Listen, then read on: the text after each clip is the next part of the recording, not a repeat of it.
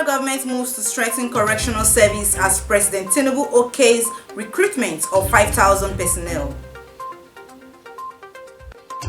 Governor Ododo promises sweeping reforms in state healthcare system. Impeached South Korean's president, Yoon, declines questions, challenges arrest. And in sports, European League, Ayegbemi urges Arsenal to sign new striker. A very warm welcome to you. This is MLC TV Global News, reaching you live from the city of Lokoja, the confluent state of Nigeria. I am Gift Daniel. Thanks for joining. In a decisive step to tackle overcrowding and strengthen the Nigerian Correctional Service, NCOS, President Bola Ahmed Tinubu has approved the recruitment of 5,000 new personnel. The Acting Comptroller General of the Service, Sylvester Nwankuche Ndidi, disclosed this during the presentation to the House of Representatives Committee on Reformatory Institutions, chaired by Chinedu Oga. Ndidi revealed that while the President granted the approval in August 2024, the recruitment process was delayed due to funding constraints. He assured lawmakers that the recruitment would commence once the Civil Defense, Correctional, Fire and Immigration Service Board (CDCFIB) approves and funding is allocated in the 2025 budget. The Nigerian Governors Forum (NGF) has rejected the move to increase value-added tax (VAT). Rising from a meeting in Abuja on Thursday, the governor said the move is untimely. The governors also expressed support for the ongoing legislative process of the tax reform bills. Last year, Chairman, Presidential Fiscal Policy and Tax Reforms Committee, Chinwo said the committee was proposing a law to the National Assembly to increase value-added tax from the current 7.5% to 10%. Kogi State Governor Ahmed Usman Ododo has unveiled ambitious reforms aimed at revolutionizing the state's primary healthcare system to deliver high-quality and accessible healthcare services. Speaking at a stakeholders' engagement on primary health care revitalization held in Lokoja, Governor Ododo, represented by his deputy, Joel Salifu, announced the introduction of periodic spot checks on all primary health care centers, PHCs, across the state. This initiative, led by the Primary Health Care Task Force in collaboration with local government authorities and traditional rulers, is designed to ensure accountability, enhance coordination, and elevate the standards of services provided by PHCs. Reaffirming his administration's commitment to improving healthcare services, Governor Ododo highlighted the critical role of PHCs in reducing maternal and infant mortality rates, boosting immunization coverage, and raising awareness about the importance of primary healthcare in the state healthcare value chain. Governor Ododo also expressed profound gratitude to President Bola Ahmed Tinubu for his unwavering support for healthcare reforms across the country, emphasizing that such backing has been instrumental in driving the state's efforts. In his remarks, the Oinoyi of Ibira land, His Royal Majesty Ahmed Tijani Muhammad Anaje, commended the Ministry of Health for its relentless efforts to improve primary healthcare delivery. He pledged the continued support of traditional rulers in monitoring and supervising PHCs in their domain to maintain service delivery standards. Osun State Governor Adeleke has imposed a fresh curfew on the warring communities of Ilobu and Ifon following renewed communal clashes between the towns. The Ifon Progressive Union, the umbrella body of Ifon Orolu indigenes, alleged that gunmen from Ilobu stormed the Akpikponronron area, shooting sporadically and causing panic among residents. Providing more details, the Secretary of the Union's Board of Trustees, Jide Akinyoye, said the latest attacks began in the early hours of Tuesday. He noted that gunshots were reported in the Odoje and Golden Gate areas of Ifon, leading to displacement as residents fled their homes in fear. However, the Osun Jagun of Ilobo, Goke Ogunsola denied the allegations, accusing Ifon gunmen of initiating the attacks on Ilobo. Now on crime. The Kogi State government has vowed to prosecute a 40-year-old man, Elisha Daniel, accused of raping a 3-year-old girl. describing the act as barbaric and stated that the society must not tolerate conscienceless people. Addressing journalists in Lokoja on Thursday, the Commissioner for Information and Communications, Kingsley Fanwo, emphasized the government's commitment to ensuring the suspect faces the full wrath of the law. He noted that Governor Ahmed Usman Ododo has issued a firm directive to government officials to collaborate with the Nigerian police force to ensure justice is served. The governor condemned the act as appalling and unconscionable, stressing that a man of 40 destroying the life of a 3-year-old in the name of rape is unacceptable. He added that the society must have zero tolerance for such heinous acts. The law must not only back but bite hard to send a clear message that such behavior will not be condoned. The governor has also directed the Attorney General and Commissioner for Justice to ensure the right legal framework is applied to secure justice for the little girl and the society at large. Fanwo reaffirmed the government's dedication to protecting the girl child, labeling the crime as both criminal and condemnable.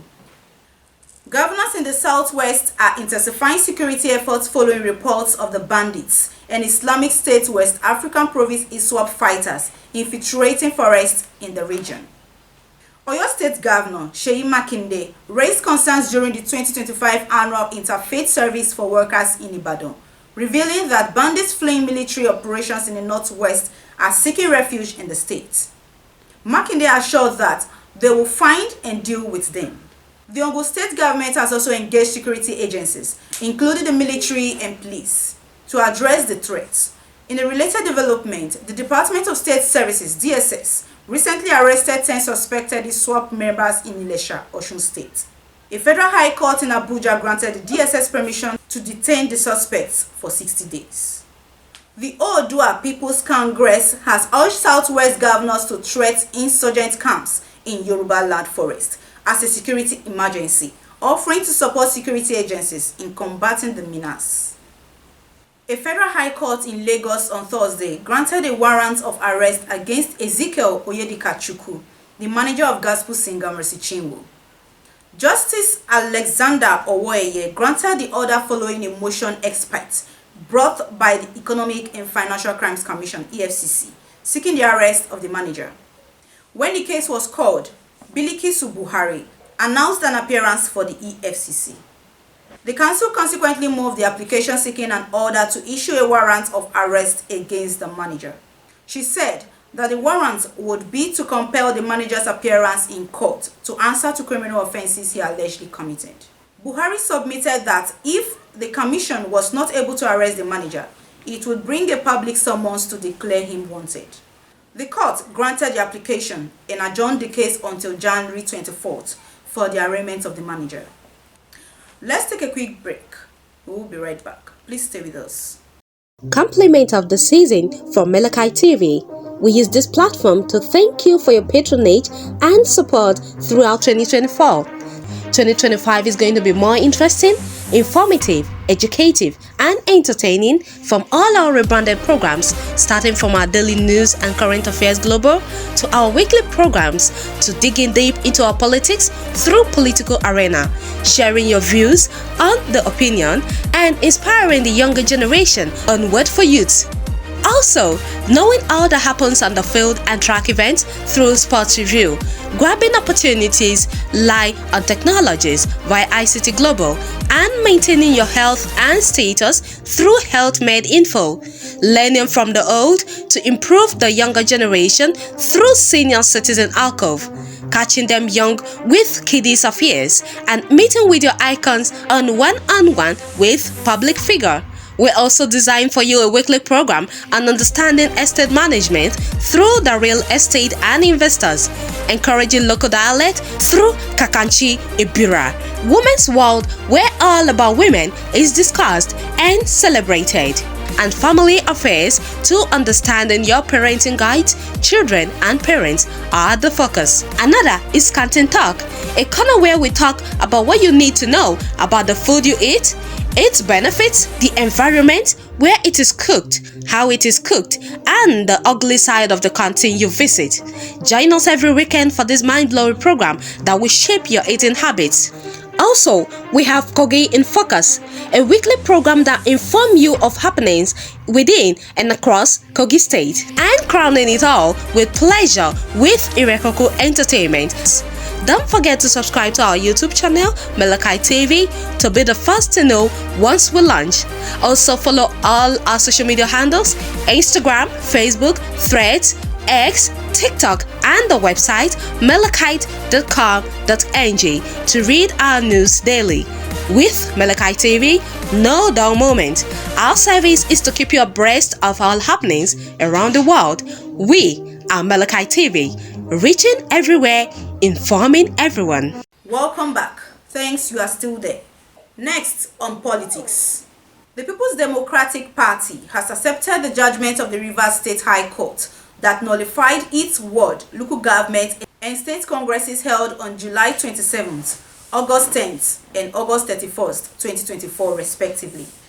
In a statement on Thursday, PDP National Publicity Secretary Debo Ologunagba confirmed that the party's National Working Committee has recognized Name Robinson Ewo's faction, which is aligned with Rivers State Governor Siminala Fubara, as the legitimate state executives of the party. This development comes amid the ongoing rift between Governor Fubara and his predecessor, Minister of the Federal Capital Territory Wike, over control of the party structure in the state. Despite several failed reconciliation attempts, Wike's faction emerged victorious in the congresses held last year, after Fubara's allies withdrew, citing a court injunction. The People's Democratic Party, PDP, in Rivers State has taken steps to address alleged anti-party activities by some of its members, including former Governor Yoon Wike, during the 2023 general elections. The Acting Executive Committee of the Rivers PDP announced its decision to establish a disciplinary panel in the coming days. This panel is tasked with investigating actions perceived as detrimental to the party's interest during the elections.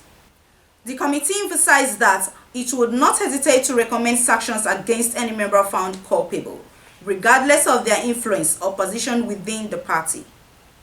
According to a statement by the acting leadership, the disciplinary measures could include suspension or even expulsion for those found guilty of undermining the PDP's electoral efforts. The move underscores the party's determination to enforce discipline and maintain cohesion within its ranks. Next on our foreign news. The embattled and impeached South Korean President Yoon refused to attend the second day of questioning by investigators, further stonewalling a criminal probe into whether he committed insurrection with his martial law bid. Report has it that Yoon became the first sitting South Korean president to be arrested and was taken to the Seoul detention center after refusing to cooperate. He remained in the center on Thursday, with his lawyer citing his health as a factor. It was gathered that authorities have 48 hours to question the suspended president, after which they must release him or seek a warrant to detain him for up to 20 days. His refusal to cooperate with investigators comes as the Constitutional Court held a second hearing in his impeachment trial to determine whether to remove him permanently or reinstate his presidential powers. The office of Israeli Prime Minister Benjamin Netanyahu says a deal to release the hostages has been agreed. Netanyahu has delayed a cabinet vote to approve the Gaza ceasefire deal due on Thursday, accusing Hamas of seeking last-minute changes to the agreement. On Friday morning, the Prime Minister's office said he had been informed by the negotiating team that agreement on the deal had been reached. It added that the Security Cabinet would meet later on Friday to ratify the agreement before approval from the full government is sought. Families of the hostages have been informed. Representatives of Israel, Hamas, the United States, and Qatar have officially signed the deal in Doha. Next is sports updates.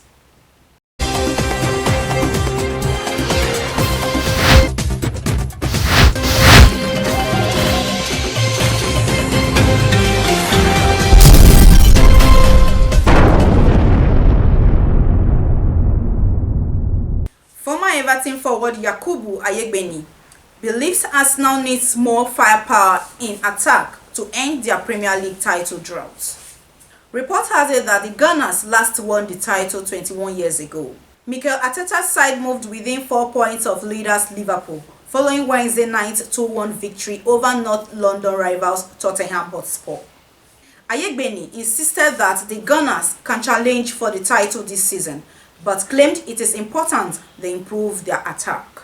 Arsenal will host Aston Villa in their next league game on Saturday.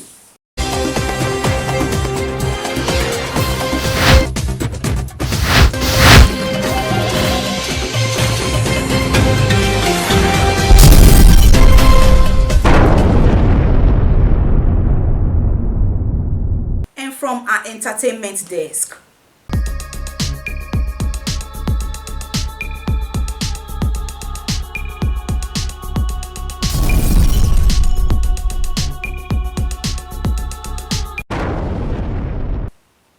Nigerian singer Ayodeji Balogun, popularly known as Wizkid, has been crowned Africa's biggest earner on Spotify. Music statistics monitoring platform Chartmasters recently revealed the world's artist earnings monthly earnings on Spotify, and Wizkid emerged as Africa's biggest earner with $1 million. The list of Africa's top 10 earners is dominated by Nigerians, except for South Africans Tyler. Canadian rapper Drake and American singer Taylor Swift are the world's biggest earners on Spotify with over $7 million respectively.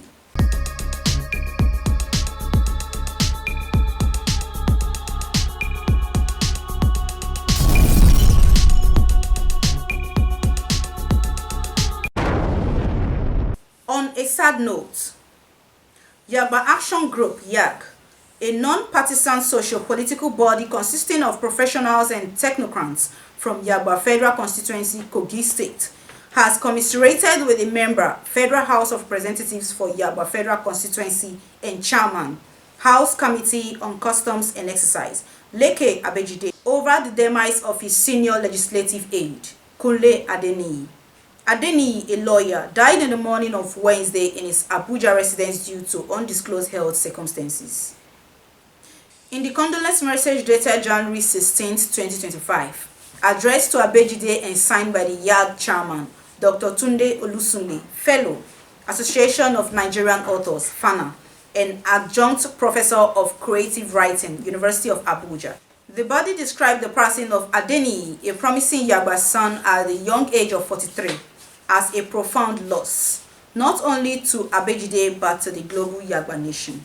Meanwhile, James Abiodun Faleke pays condolence visits to Leke Joseph Abejide following the loss of legislative aide Olakunle Adeniyi. In a heartfelt gesture of solidarity and support, James Abiodun Faleke, a prominent figure in the Nigerian political landscape, paid a condolence visit to his younger brother, Leke Joseph Abejide, following the untimely passing of Olakunle Adeniyi, a dedicated legislative aide. The visit was marked by an atmosphere of sober reflection as both lawmakers shared their grief over the loss of a man who was not only a professional ally but also a cherished friend.